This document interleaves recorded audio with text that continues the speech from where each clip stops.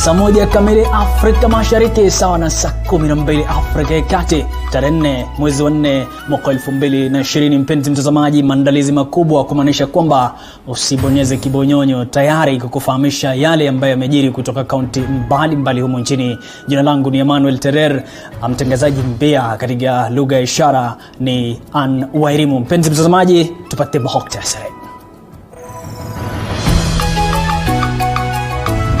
Visa 4 zaidi vya corona viripotiwa nchini na kufikia 126 chini ya mwezi mmoja. Watoto wa kurandaranda mitaani mjini Embo kupata chakula cha msaada kila siku kutoka kwa wasamaria wema. Mtoto aliyepotea eneo la Nyahera, mwili wake umepatikana umetupwa kando ya barabara. Asante sana mpenzi mtazamaji kwa kujiunga nasi kadi tufike tamati. Huu ni Upeo wa Runinga TV47, bila shaka tumaarafa kupitia 2207 na vile kupitia Facebook TV47 Kenya, na kama unaweza tafuta ukurasa wangu bila shaka ni Terer Emmanuel. Tuanze na taarifa kuhusu idadi ya watu walioambukizwa virusi vya corona imefika 126. Hii ni baada ya Wakenya 3 na raia mmoja wa Pakistan kupatikana na virusi hivyo. Waziri wa Afya Mutahi Kagwe amewataka vijana ama amewatwika vijana jukumu kupunguza maambukizi ya virusi vya corona humu nchini kwa kuwajibika. Mwanahabari wetu Fiona Kinga ana taarifa hiyo kwa kina. We have tested over 300 people for coronavirus. Out of the 372 samples that we have taken, 4 have tested positive for the disease. The 4 are 3 Kenyans and 1 Pakistani national.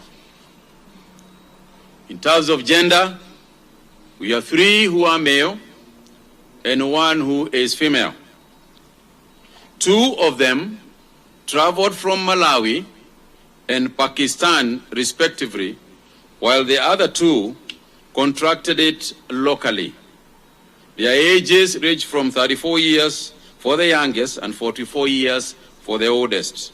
Mutahi alikuwa akisema haya wakati alipohutubia taifa na kuwasihi wa Kenya kuvalia barakoa wakati wote wanapozuru maeneo yaliyo na umati wa watu kama vile maduka ya jumla na masoko. Kwa hivyo leo nilikuwa na hiyo neno moja, nilikuwa nataka kuzungumzia youth wetu, nilikuwa nataka kuwasihi, nilikuwa nataka kuwaomba nyinyi muwe katika vita hii na njia ingine, njia mpya ya kupigana na hii. Kwa sababu mimi nikisikiza na nikitembea katika masoko, wale ambao hawashukui hii maneno na ngumu, naona kama ni vijana na wasichana. Chukueni hii kitu na nguvu ndio tuweze kupigana na hii epidemic ama hii virusi. Kufikia sasa, kati ya watu 2000 waliotoka nchi za kigeni, watu 194 watasalia katika karantini ya lazima. We have had cases of people testing positive in our quarantine facilities. Indeed, currently they rank among the highest. This is likely to pose a risk of more transmissions, especially among those who have been sharing facilities or those who have not taken seriously the distancing requirements. As I said earlier, there are those who actually went on partying sprees in quarantine facilities. This is against every protocol that we have issued. But in a bid to further contain any transmission arising from those in mandatory quarantine, we have instructed our medical teams to extend quarantining those in facilities which we believe have got individuals who need another 14 days, given the fact that the contacts that they have within the quarantine facilities have tested positive. Haya yanajiri huku nahodha wa ndege ya KQ Daudi Kibati aliendesha ndege ya mwisho kutoka New York juma lililopita akizikwa hii leo nyumbani kwake Kitui baada ya kuugua corona. The question of agenda, if you look at statistics starting from China, where the problem began, to Italy, Spain, United States of America, Germany, all over. Apparently, this virus has a predilection for men compared to women. Even if you look at the number of people in our quarantine facilities, it is more men, 57%, and 43% female. I just want again to emphasize what Waziri has said in terms of this extended mandatory quarantine. If you don't behave, then you'll suffer the consequences. Mwathiriwa wa umri mdogo kuuawa na corona ni wa miaka 2, mwathiriwa wa umri wa juu akiwa na miaka 71. Tayari watu 1781 wanatafutwa na serikali. Fiona Kenga, TV47, Nairobi. Mpenzi mtazamaji, ni taarifa ya mwandishi wetu Fiona Kenga, lakini kuna maswali mengi vijana sasa wanajiuliza, anajua wataka kujua kwamba vile vile watapata wapi barakoa. Ni swali ambalo tunaweza uliza serikali kupitia 2247 na vile vile kupitia Facebook TV47 Kenya. Nitumie, nitasoma hewani kama wewe mwenyewe kijana na unapania kuona kwamba kuna barakoa ama mask. Viongozi wa makanisa katika kaunti ya Kakamega wametoa wito kwa idara ya polisi kutotumia nguvu kupita kiasi wanapotekeleza amri ya kutotoka nje. Haya yanajiri baada ya watu 2 kusemekana kupigwa risasi rashasha na maafisa wa polisi. Mwingine ameaga dunia akitibiwa katika hospitali ya rufaa ya Kakamega. Mulindi Keri anaripoti akiwa Kakamega. Katika mji wa Mumias kwenye kaunti hii ya Kakamega, mtu mmoja mwenye ulemavu wa kusikia na kuongea na uguza majeraha katika hospitali ya wamishonari ya St. Mary's baada ya kudaiwa kupigwa na maafisa wa polisi mjini Shanda waliokuwa wakitekeleza amri ya kutotoka nje.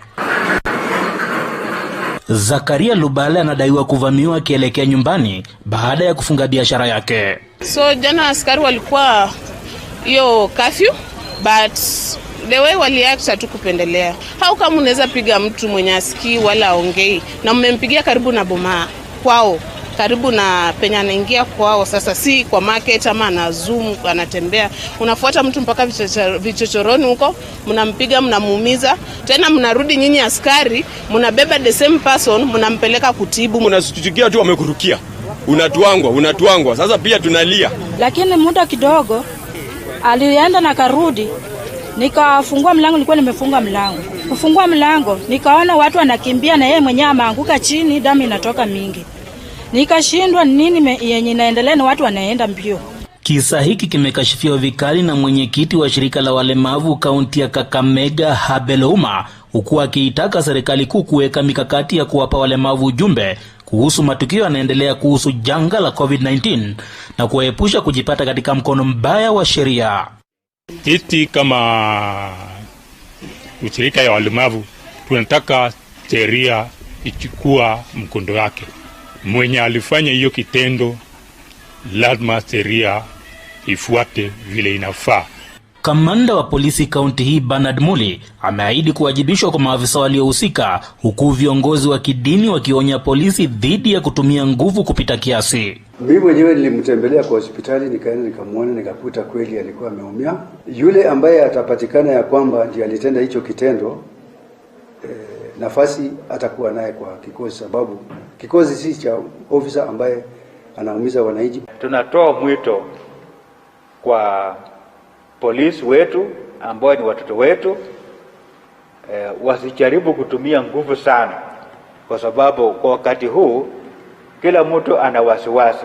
Kisa hiki kinajiri baada ya kingine siku 3 zilizopita iliyohusisha mhudumu wa bodaboda ambaye hadi sasa anatibiwa, huku mwingine mwenye akili taira akiaga dunia baada ya kichapo kutoka kwa maafisa wa polisi. Mulindi Keri, TV47, Kakamega. Huyo ni mwandishi wetu kutoka Kakamega, Mulindi Keri. Tusonge mbele sasa, tuelekee Trans Nzoia. Viongozi wa kisiasa wanaoonekana kukwepa mikutano ya siasa wakati wa kukabili corona kama njia moja ya kuunga mkono serikali. Mwanahabari wetu Boniface Barasa anasimulia jinsi baadhi yao wanavyokabiliana na hali ya kuenea kwa virusi vya corona. Ni Ferdinand Wanyonyi, mbunge wa kwanza. Hapa tunampata akiwa shambani akizingatia agizo la serikali la kusalia nyumbani kwenye vita dhidi ya kukabili kuenea kwa virusi vya corona. Kinyume na wanavyokumbatia majukwaa ya kisiasa na mikutano ya hadhara, leo wamejikunyata majumbani. Wanyonyi ametuarifu kuwa katika kutekeleza wito wa kusalia majumbani kwa kawaida, anarauka asubuhi na kufanya mazoezi kabla ya kuingia shambani kuendeleza kilimo. 6, 7. Fasting in the morning, 45 minutes, 30 to 45 minutes. Kuna kinyorosha kidogo.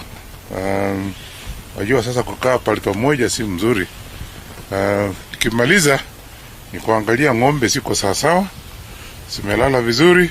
Ikumbuke Wanyonyi ni mwanachama wa kamati ya kilimo bungeni, hivyo amewarai wakulima kutumia fursa ya kusalia majumbani kuendeleza shughuli ya upanzi ili kuhakikishia taifa utoshelezi wa chakula taifa linapozidi kukabili janga la corona. Unaona kuna nyasi hapo ya ng'ombe, na mahindi pia nimepanda, mandizi iko sahi, kila kitu iko. Kwa hivyo, you have no excuse. Ati kidoka kashamba kadogo na wachie mama, hapana.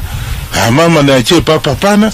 Ati niwachie watoto, hapana. Kila mtu aende kwa shamba, however small it is, ili you get maximum harvest to be able to feed our nation. Lakini anapoendeleza majukumu mbalimbali nyumbani kwake, anasalia kuzingatia maagizo hitajika kwa kila jambo analotekeleza. Like this place here, you are clean because everybody holds this. Hata yule ambao hajui amesalamia mwingine, kuna wasema hatusalamiane lakini watu kunasalamiana. Na hata kushika kitu ambayo iko contaminated, sitakuwa na hiyo problem. Kwa wakati mwingine analazimika kutoa uhamasisho kwa wenyeji wa eneo bunge lake, hasa umuhimu wa kuzingatia umbali wa mita 1 kwa huduma bodaboda. Me, my bodyguard and the driver, we go around and wherever we see the bodaboda and where they are, we tell them to be careful. Hasa unaona hata mimi nafanya kazi na hii kitu, na gloves, si kwa sababu nini kujidu, just it's because the real. Na kwa hivyo hiyo ndio sasa takana tuambie watu wetu, na vile iko sasa. Vile tumetaka kufahamu jinsi mbunge huyu anavyohudumia wapiga kura wake. Ikumbukwe serikali ishapiga marufuku mikutano ya hadhara. Amesema kwamba analazimika kuhudumia kupitia njia ya simu. Wajua, member of parliament is a point of attraction. So tuangu wa kwanza, mimi niko hapa, mimi ni wenu faithfully, mimi ni wenu. Kama kuna jambo tuma message, ujumbe fupi, au nipike simu. Kama huna credit, mimi mwenyewe nitakupikia. Say please call me back, niko na jambo, I'll call you back. Na je, kama mjumbe na kiongozi anashiriki vipi baada ya Jumapili licha marufuku ya serikali? Kuomba Mungu pale, hata huko sasa ukiomba Mungu atakusikia. Na kwa hivyo nataka niseme ya kwamba tunaweza tukaombea pale tuko na Mungu atatusikia. Hata mimi asubuhi nimeomba, jioni ndaomba, mchana ndaomba. Si lazima kesho niende kanisani. Wengi wa watu ndio maarufu wanasiasa, ila hawana budi kusalimu amri na kusalia wapweke ili kufanikisha vita dhidi ya janga la corona. Bonfas Barasa, TV47, gatuzi la Trans Nzoia.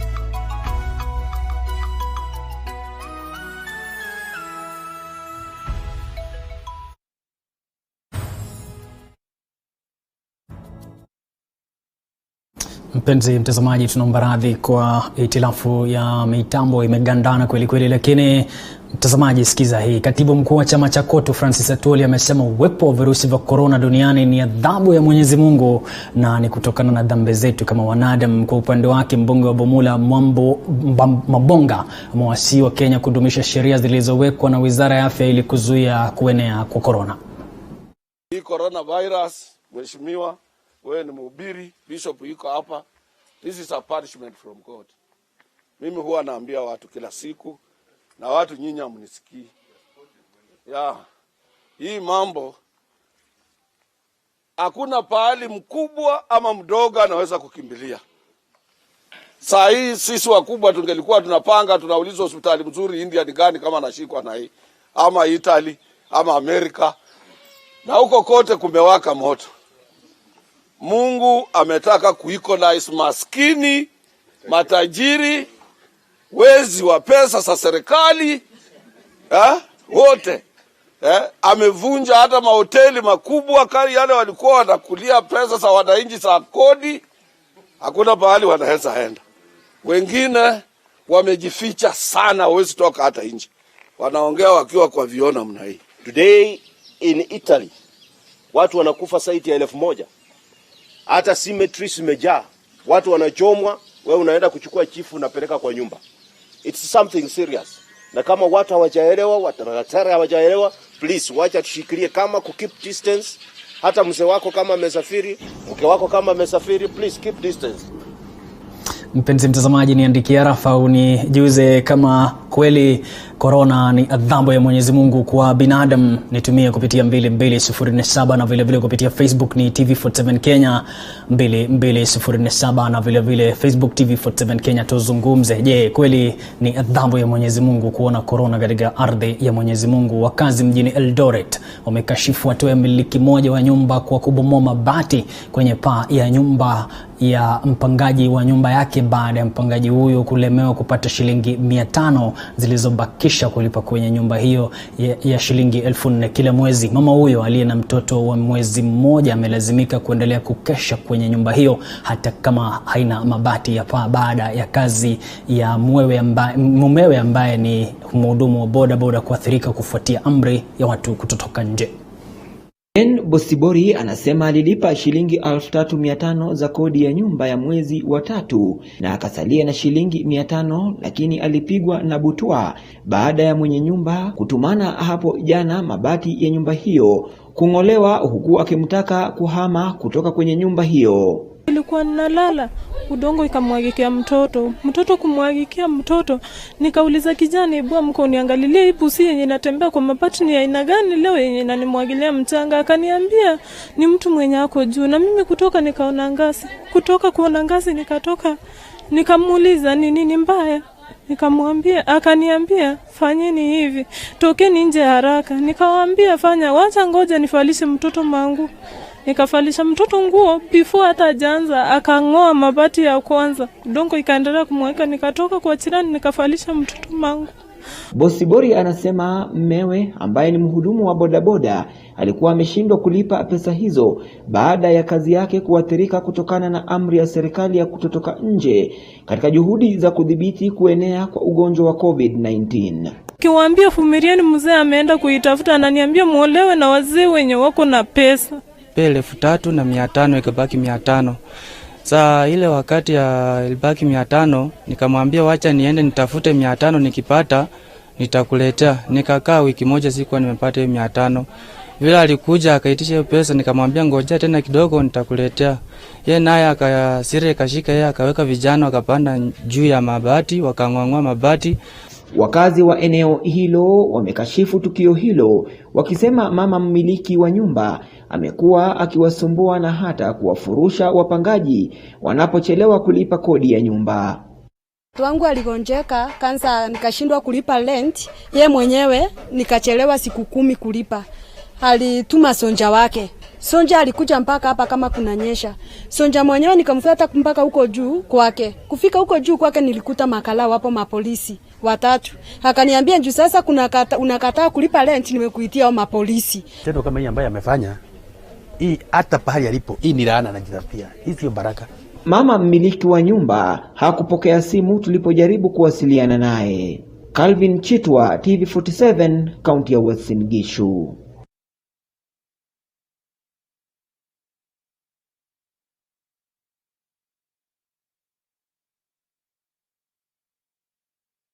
Mpenzi mtazamaji, bila shaka unaendelea kupokea taarifa habari kutoka runinga ya TV47. Kuna mimi Emmanuel Terer. Kuna mmoja ambaye wakati mwingi tunasoma taarifa naye anaitwa Liz Mutuku, anasema anafuatilia runinga ya TV47. Vile vile kuna Timo Kipkoech anasema Wakenya wafuate masharti ambayo serikali imeyatoa. Bila shaka mpenzi mtazamaji, unaweza jiunga nao bila shaka kwa kutuma arafa pia kupitia 22047 na vile vile kupitia Facebook TV47 Kenya. Taarifa ya kusikitisha kweli kweli kwamba kutoa ni moyo, usambe ni utajiri. Kubali shilingi 500 mtu aishi. Sasa hivi corona inakoroma katika taifa la Kenya. Turuhusu tuishi, kwa sababu sasa kama unamnyima mtu kwa sababu ya shilingi 500 ni ukatili wa hali ya juu. Twende katika mapumziko.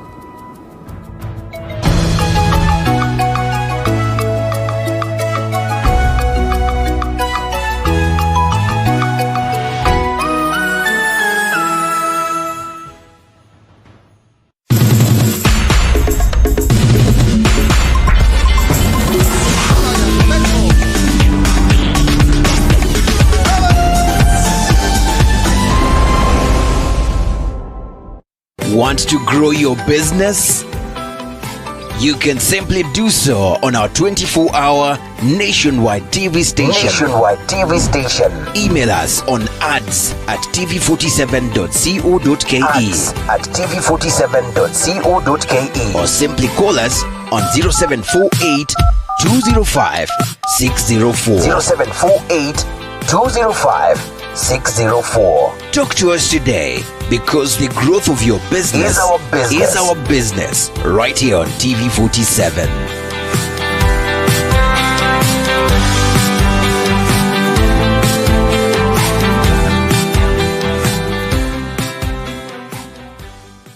When we first heard that Kenya had actually announced the first case of coronavirus, I'm sure majority of us panicked and we were all asking ourselves, what are we going to do? And finally, this thing is here with us. I'm sure even today, as these numbers continue to increase, we are worried as a nation. But the message of hope that I have for all of us is that this is just one of those moments that we will be looking back in some time in our history, and we'll be able to look back and celebrate how we managed to actually deal with this situation. To those who are actually in employment, I'm sure and I feel your concern about, whether your job is still safe, whether you still have that particular job. I've heard and I've read of several media houses, several companies that have even had to take pay cuts. I think this is that particular moment when we need to actually be open-minded, ready for anything, as long as it is going to help sustain and keep all of us, going on. Now, for those who are in various businesses trying to keep up with what they've been doing and keeping up the Kenyan spirit, the good news is that here at TV47 we also celebrate and feel you, and that is why we've given out an opportunity even for free advertising, so that you're able to still keep the name of your brand and also tell your people what you're doing to actually roll back the cases of coronavirus. I know you've been told to stay home. I know you've been told to keep social distancing. Some of us have really felt that this is not practical, but this is that time when we need to take bold steps and try a little harder to actually follow to the latter what we're being told by the authorities, in order to roll back and flatten this particular curve of coronavirus cases. Stay safe, stay home.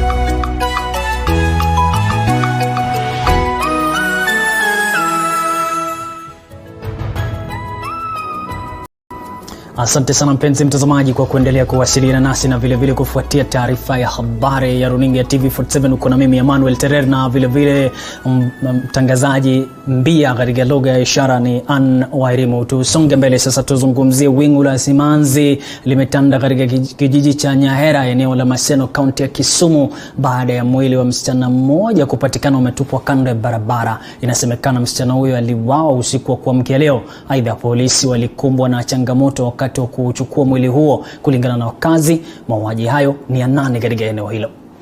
Kumeshuhudiwa hali ya mshike katika kijiji cha Nyaera eneo la Maseno baada ya wakazi waliokuwa wamejawa na ghadhabu kuwazuia maafisa wa polisi kuchukua mwili wa msichana aliyekuwa ameuawa usiku wa kuamkia leo. Iliwalazimu polisi kutumia vitoa machozi ili kutawanya umati wa wakazi hao na hatimaye kuchukua mwili chini ya ulinzi mkali. Sasa magari. Kono! Basi gari tuende. Ona kwenye magari. Kulingana na mama mzazi wa msichana huyo, Martha Auma, anasema msichana wake alipotea jana mchana baada ya kumpelekea maji shambani, na huo ndio ulikuwa mwisho wa yeye kuonana na mwanawe. Jana nilikuwa kwa shamba, nikapigia simu hapa waambie mtu aniletee maji kwa shamba. Yeye alikuwa nafua na yeye ndiye akaniletea maji. Sasa kuja nikamuuliza, umemaliza kufua? Akaniambia yeye nimemaliza. Na mmekula? Kijana wangu mkubwa bado anapika. Akaniwekea maji nikakunywa. Nikishakunywa ile yenye libaki nikamwambia aweke chini ya mti, nitatumia baadaye. Sasa nikamwambia aende tu nyumbani, aende kukula. Kukuja watoto wangu wawili wadogo ndio wananiambia, mama, wajua Tebi bado hajakuja kula lunch. Nikauliza kwani alienda wapi? Ati hatujui. Kufika saa 12 nikaamka nikatoka. Sikuambia mzee pali naenda. Kukuja nakuta mtoto amewekwa hapo. Na nikipita kumbe nilimpita tu hapo. Kulingana na Michael Obada, kiongozi wa jamii eneo hilo, anasema visa vya mauaji vimekithiri mno eneo hilo, huku akiongezea kuwa asasi za usalama hazijawajibika vilivyo katika swala la kuimarisha usalama. As we stand here, this is the 8th murder that has been committed by a certain group of people who are resident of the area. As a common mwananchi, we are asking ourselves a very simple question. How is it possible for 8 innocent Kenyans to be murdered and nobody has ever been arrested? Surely there must be something. The government structure in this area is not working because the assistant chief's home is not far from here. Tayari mwili huo umehifadhiwa katika chumba cha maiti cha Jaramogi, huku uchunguzi ukianzishwa rasmi. Daniel Dembede, TV47, kaunti ya Kisumu. Kutoka Kisumu tuende katika maeneo ya Embu. Kundi lisilo la kiserikali limeomba msaada zaidi ili kuendelea na mpango ambao una faida zaidi ya watoto 150 wanaoishi mitaani mjini Embu. Moige William na taarifa zaidi.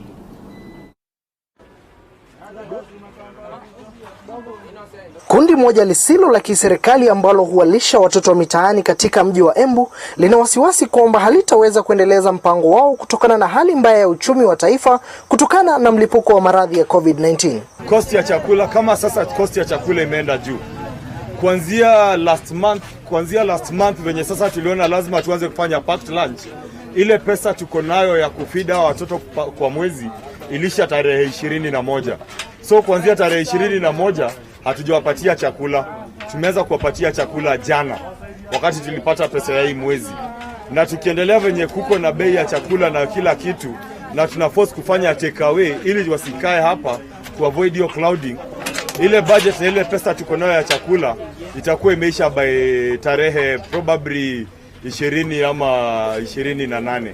Kikundi hicho chini ya mratibu wake Gilbert Njiru huwa kinawalisha zaidi ya watoto 150 na kwa sasa inawawia ugumu kwa ajili idadi hiyo inazidi kuongezeka kila uchao. Tuna feed watoto mean ya watoto 150 Monday to Friday. Saa zingine namba inashuka chini, saa zingine namba inaenda juu. Inategemea na season na wakati. Hapa hakuna kitu tu tunakataanga kwa sababu watoto kuna watoto wengi sana na watoto hao wanategemea hapa. Baadhi ya watoto wa mitaani walionyesha furaha yao kwa msaada wanaopokea kutoka kwa kundi hilo, huku wakiomba msaada zaidi kutoka kwa wasamaria wema. Sasa tena tunataka ni venye tunaweza saidika, hata kama ni mali tutakuwa tunaenda kupata food. Kitu hiko mkuja kwa wengi mtusaidie bana. Njiru ametoa wito kwa idara husika kuchukua swala hilo kwa umakini na kuweka hatua stahiki kushughulikia mahitaji ya kimsingi ya masuala ya watoto wa mtaani endapo taifa litaelekea kutoa amri ya kukaa nyumbani. Tukienda lockdown kutakuwa na challenge kubwa sana. Watakuwa wamebaki kwa town hawana mahali ya kukula, na ndio wako na pali ya kulala kwenye wanalalanga huko kwa mapipa, lakini hakuna chakula. So tusiposhughulikia na tusipowafikiria saa hizi, tutakuwa bado tuna create another bigger challenge to a point watakosa chakula, watakuja kwa manyumba yetu kutafuta chakula. Wakiwa wamejawa na tabasamu, wamepata chamcha leo. Hofu ikiwa ni kesho itakuwaje. Mwege William, TV47, Embu. Tuondoke kutoka Embu sasa tuende katika kaunti ya Narok ambapo mwandishi wetu Joshon Sare ameandaa taarifa kuwa wakazi katika eneo la Enosoi mjini Narok kaskazini wanaiomba serikali kuu na serikali ya kaunti kuwajengea daraja la Enkarenosu, na mimi nimetamka vizuri, lililoporomoka kutokana na mvua kubwa inayoshuhudiwa eneo hilo. Kufikia sasa usafiri umetatizika, jambo linalosababisha ukosefu wa vyakula katika masoko yanayotemea eneo hilo. Mvua kubwa inaonyesha eneo la Narok kaskazini imesababisha kuporomoka kwa daraja la Enkarenosu na kulemaza usafiri kutoka mjini Narok hadi eneo la Enosoi. Watu wetu wanateseka. Ukiona saa hii watu magari yao ndio pale, pikipiki unaona vile zinapita maji. Wakazi wamesema wamechoka kufuatilia usaidizi wa serikali na sasa wanahofia usalama wa magari yao na kuitaka serikali kuu na ile ya kaunti kuingilia kati haraka iwezekanavyo. Hii barabara imekuwa tishu kabisa. Nataka kumwambia Tonai, hii barabara utuangalie, hii barabara pamoja na Kenda. Hii barabara tumeumia zaidi miaka mingi.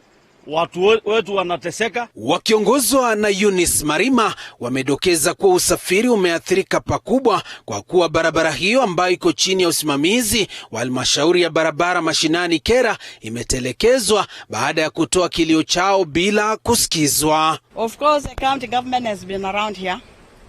Of course the national government has been around here. We have reached out to them to give us interventions, even short term, before they can go into long term. For sure our ears, our plea has fallen on deaf ears. And so we decided to go public. Kutokana na ukosefu wa daraja hilo, wakazi wanahoji kuwa endapo mlipuko wa korona utapatikana eneo hilo, itakuwa vigumu kufika katika hospitali kupokea matibabu. Eneo hilo la Narok kaskazini likiwa kitovu cha mazao bora, kwa sasa mazao hayo yanaozea shambani. We grow barley, we grow wheat, we grow all the vegetables, we have everything. The food is rotten, we are just hearing the food is rotten and everywhere else. Nikiripotia TV47, jina langu ni Joash Onsare. Ni taarifa yake mzalishaji usiku ya jioni ya leo Josh Onsare.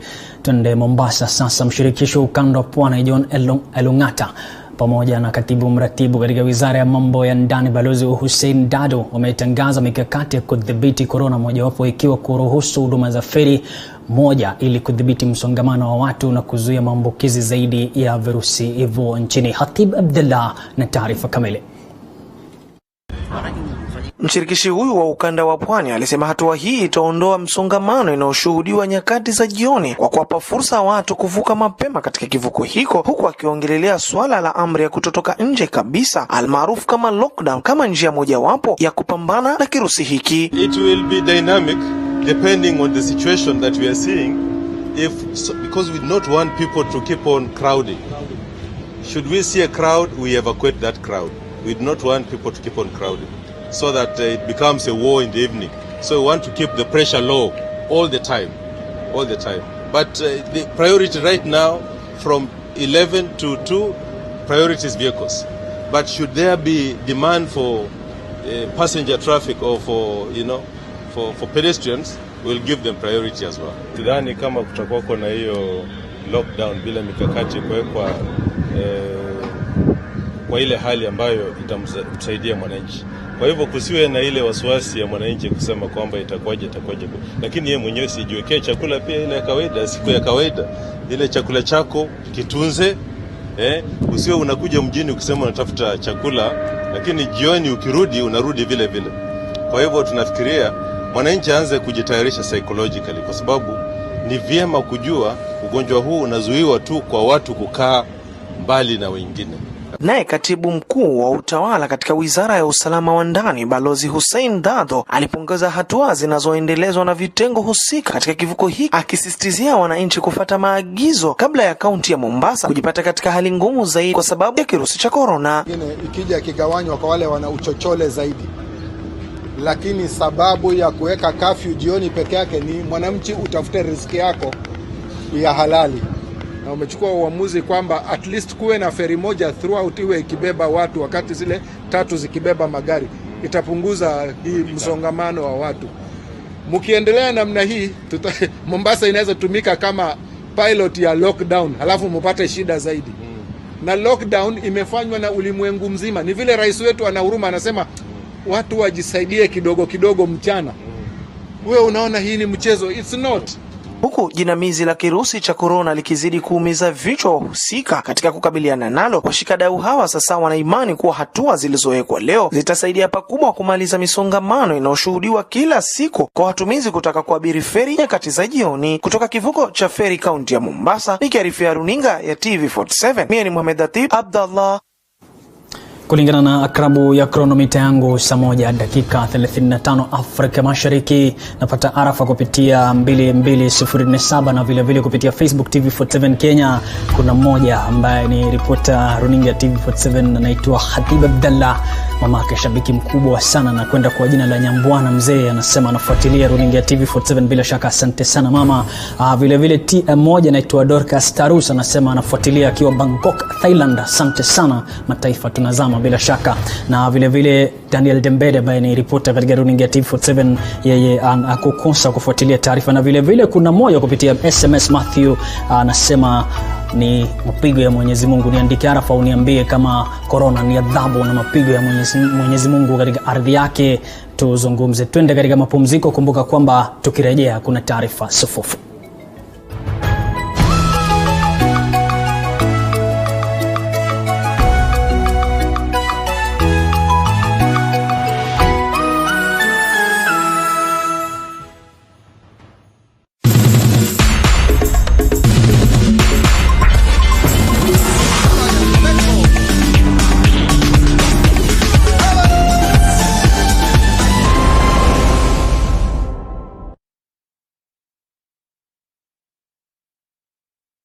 Want to grow your business? You can simply do so on our 24-hour nationwide TV station. Email us on ads@tv47.co.ke. ads@tv47.co.ke. Or simply call us on 0748 205 604. 0748 205 604. Talk to us today, because the growth of your business is our business right here on TV47.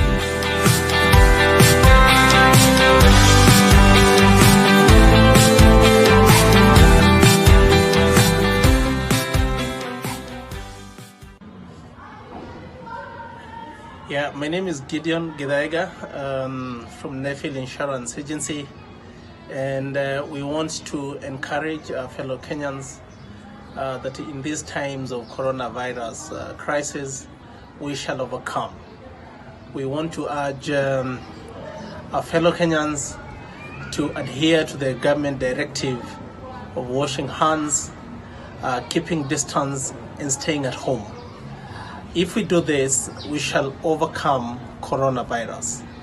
We have additionally enabled our employees to work remotely, first for their own safety, and two, to ensure that the services to our customers are not interrupted.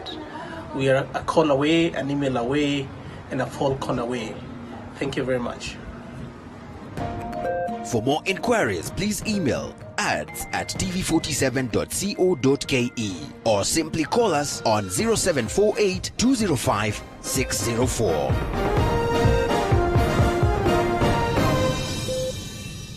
The best way to stop any viruses from spreading is by washing your hands. But did you know by using any soap, you could get rid of all disease-causing germs? The fat layers that attach the virus to the hands get pulled out, and the soap demolishes these viruses. It takes at least 20 seconds for this effect to take place. You do not have to go for soap marketed as antibacterial. In fact, the US FDA recommends you skip it. There is no evidence that it kills germs better than ordinary soaps. This message is brought to you in the public interest by Imperial Leather. For more inquiries, please email ads@tv47.co.ke or simply call us on 0748 205 604.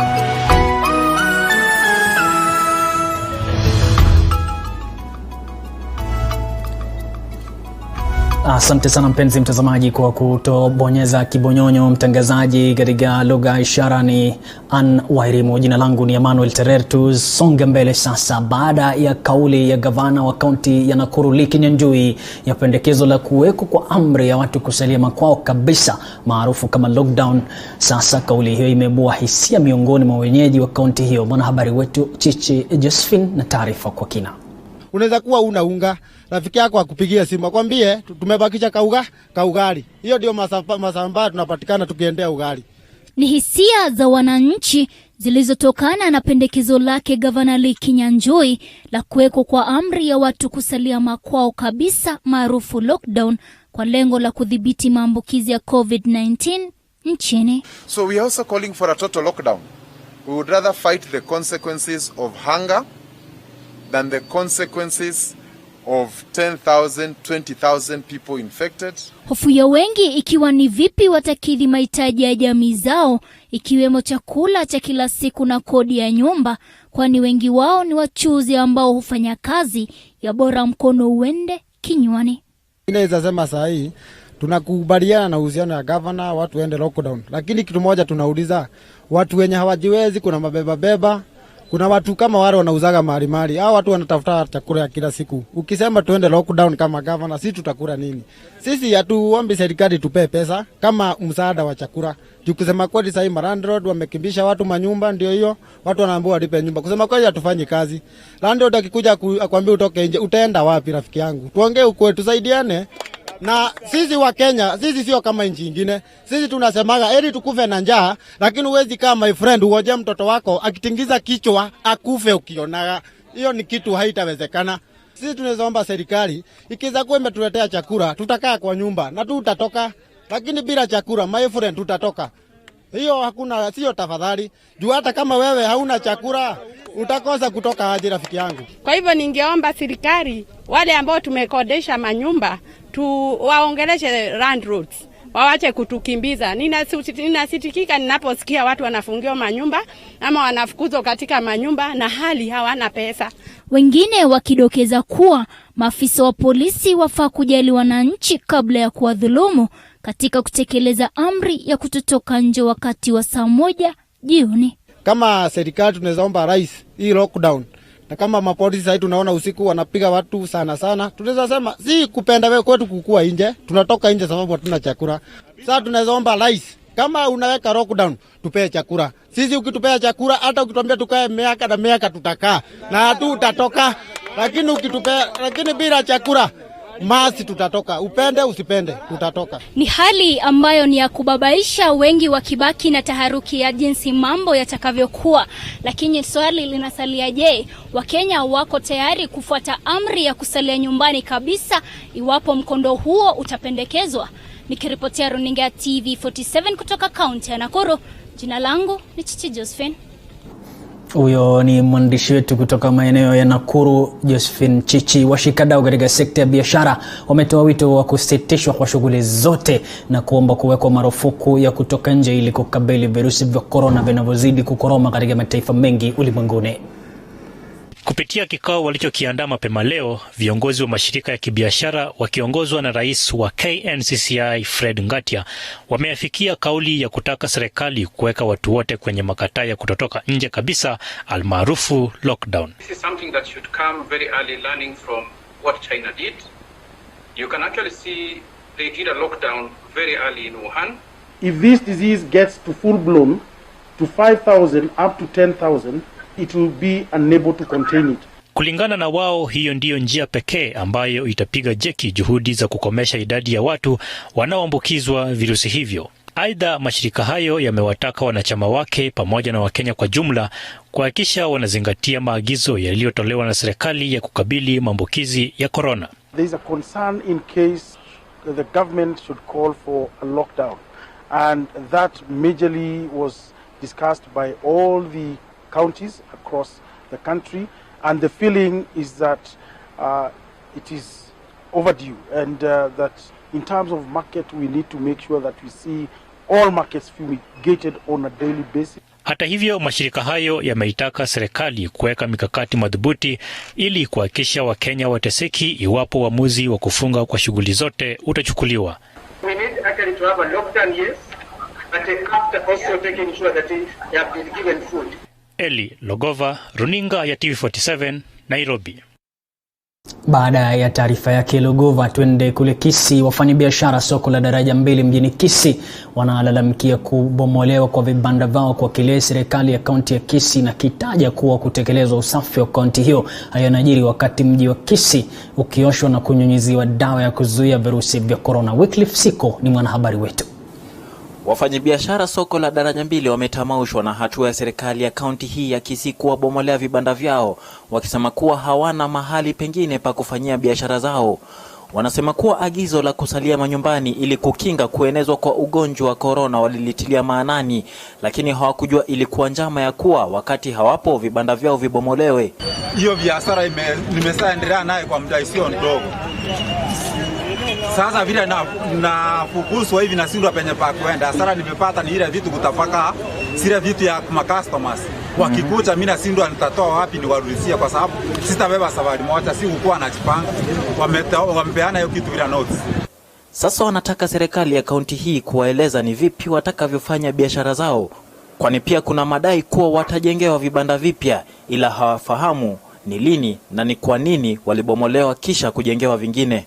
Kibanda yangu nimekuja leo kuangalia, nakuta imebomolewa, naambiwa ati hii kiwanja yenye tunahusia mtumba itatengenezwa. Sasa sijui serikali ilikuwa imetupea ruhusa tuende kujilia hii ugonjwa wa corona virus. Sasa tunashangaa, bwana Ongwae, ungetuambia unatutengenezea tujue. Tunasikia hii kiwanja labda iko na maneno mengi ya itatengenezwa siku gani. Ndio tukimaliza hii mambo ya corona ikiisha, alafu ndio tutarudi kwa soko tukijua ni tumetengenezwa. Sasa tutumia pesa mingi kujenga na imebomolewa tayari, tunasikitika sana. Kwa hivyo mimi nawaambia wafanyabiashara wadogo wadogo, tafadhali msisikie maagizo ya serikali ile nasema. Kaa mbalimbali, mjitenge na watu kuwa pamoja, na oga kila saa kwa sabuni, oga bila mnaambiwa, ndio hii ugonjwa si kali. Aidha, katikati mwa jiji la Kisii, serikali imeanzisha shughuli ya kufanya usafi, kuosha barabara na pia kunyunyuzia dawa barabara zote ili kuhakikisha kuwa hakuna virusi vyovyote vya corona, kama njia mojawapo ya kuhakikisha kuwa wakazi wa Kisii wako salama. Mwanzo serikali ya kaunti hii ya Kisii ilianza kwa kusema kwamba wanaeleza wafanyabiashara katika soko hili kusalia nyumbani ili kupunguza kuenea ugonjwa wa corona. Lakini wafanyikazi hii leo wamekuja hapa wakilalamika kwamba usiku wa kuamkia jana walipata vibanda vyao vimebomolewa. Hivyo basi wanataka maagizo ama wanataka maelekezo kutoka kwa serikali ni kwa nini vibanda vyao vimebomolewa. Nikiripotia TV47 kutoka kaunti ya Kisii, mimi ni Wycliffe Siko. Tukitoka Kisii mwaye katika maeneo ya Bungoma. Utamaduni wa mazishi umeathirika pakubwa maeneo ya magharibi nchini, hasa Bungoma na jamii ya Waluhya. Baadhi yao wanapendekeza kupimwa virusi hivi na kuruhusiwa kushiriki hafla tofauti za mazishi. Wanji Sostin anatuarifu. Katika mazishi ya mzee Samson Weyusia, babake mwanahabari wa runinga ya KTN Mary Kilobe atoli katika kijiji cha Mweruti eneo bunge la Bumula, kwa kuzingatia idadi iliyoamrishwa na serikali katika hafla ya mazishi kuzuiliwa, si majirani na marafiki pia jamii hawakusazwa. Huyu mzee Samson mtoto ya mama yangu. Sasa mimi nilikuja nishuhudie matanga yake, lakini sasa nimesuliwa na maaskari. Nimekuja matanga huku Sibembe, matanga ya Samson Weyusia. Ni ndugu yangu. Sasa wakati nimeingia kwa hiyo matanga, nimesuiliwa, hata sijaingia kwa poma yenyewe. Nimesuiliwa na maafisa. Ugonjwa imetuletea kazi ngumu kwa sisi. Huyu ni shemeji yangu, bibi yake ni dada yangu. Sasa wametufukuza, wametuambia tuende, hatutaki tukae hapa, na tuende tukae huko nje. Huyu msata wakati alikuwa anaenda kukufa, alikuwa ananiambia, wewe rafiki yangu usikose kufika hapa mahali uungane na hii mazishi yangu.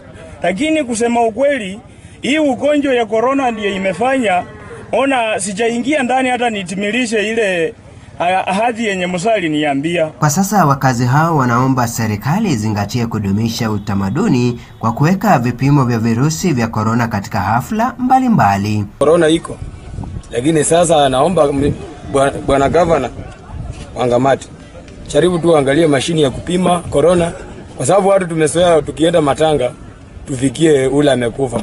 Sasa walete mashini wanapima mtu anaingia kama hana corona, alafu ndio tuangalie mwili, tusike tu watu vile wao tunasika. Sichaona mwili. Wamenifungia nje. Naona tu watu wengine ndio wanasika hapo ndani.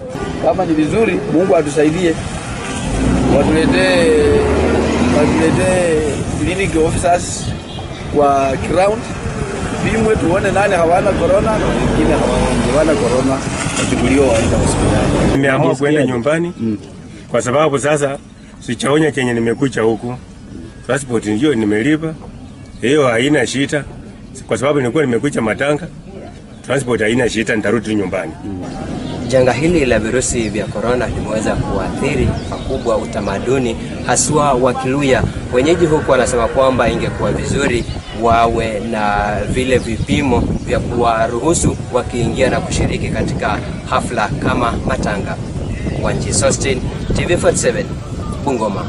Taarifa yake Sostin Wanji inanipatia nafasi na mwanya mkubwa zaidi kutamba na kutambariza katika spoti. Jumla ya wachezaji wa Kongo 20 wa klabu ya soka ya FC Leopards wamepewa vakula na kama njia mojawapo ya matawi ya klabu hiyo, na kama anavyoripoti Bosco Mbuna, tawi hilo pia linapiga hesabu kuimarisha hali ya kifedha ya klabu hiyo.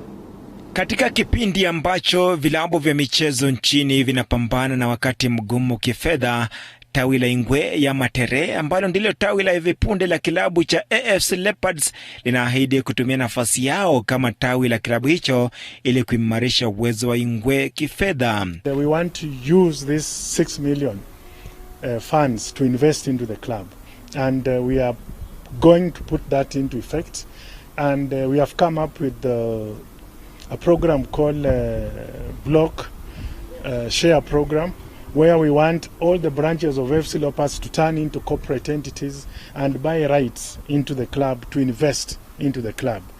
As we are ready and willing to invest, to buy rights into the club and invest and give the club money. With this kind of program, we can be able to raise 30 million shillings, give the club, and then we utilize those rights so that the club will perform well without even a sponsor. Kupitia kauli mbiu ya Dare to Share, tawi hilo limetoa ufadhili wa vyakula kwa wachezaji wa Kongo 20 wa klabu hicho katika kipindi hiki ambacho dunia inapambana na ugonjwa wa corona. Baadhi ya wachezaji waliozawadiwa bidhaa hizo ni pamoja na Josephat Murila ambaye ni mwenyekiti wa muungano wa wachezaji wa Kongo wa klabu hicho, Agre Lukoe na Hashen Busubu, John Lukoe, Mike Amwai, Justus Muhati na George Sunguti. AFC Legends, they have been looking for ways to promote the club, but nobody wants to use them because basically they are a material for promotion. They are not a material for investment. They are a material for what? promotion because they can go somewhere to promote the club. It's now open that if we have any progress in AFC Leopards, let the branches come up, use the legends as a promotional tool to advance more money for AFC Leopards, because we need that club to stand up and be strong. And as it becomes strong, we legends, we shall take the mantle and say, this is what we did for the club. Kabla ya shughuli za michezo nchini kusimamishwa, Leopards walikuwa katika nafasi ya 6 kwenye jedwali la ligi kuu nchini wakiwa na alama 40 zikiwa na alama 14 nyuma viongozi Gor Mahia. Mara mwisho Ingwe kushinda taji la ligi kuu nchini ilikuwa mwaka wa 1998. Kupitia 2207 napata arafa, kuna jamaa moja anaitwa Victor Koech anasema na mjomba niko Nakuru natazama runinga ya TV47, lakini anaomba kufahamu kwa lugha ya Kiswahili quarantine na vile vile sanitizer. Quarantine kwa Kiswahili tunaita karantini, na vile vile sanitizer tunaita kieuzi kutokana na neno eua bila shaka. Na vile vile kuna mmoja anaitwa Mutegi kutoka Kangema anasema TV47 tosha, bila shaka nashukuru sana. Na vile vile kuna mmoja ya mwisho wa mwisho kunradhi anasema ni TV47, mimi ni Gideon Mwangala na Efi Mwangala, tunapata vizuri sana, asante sana mpenzi mtazamaji. Nikukumbushe kitu kimoja kwamba usije ukasahau ndoto zako za maisha. Mimi nazikumbuka ndoto. Kwa wale wote waliofanikisha makala haya akiwemo mzalishaji mkuu Joashon Sare, Fraji katika upigaji picha, vile vile Noshte, mpenzi mtazamaji nimshukuru vile vile Emmanuel Nonda mwelekezi katika sauti, vile vile amekuepo Edu na katika masuala ya graphics Kolo bila shaka, na mtangazaji mbia katika lugha ya ishara ni Ann Wairimu. Jina langu ni Emmanuel Terer. Alamsik, asante sana.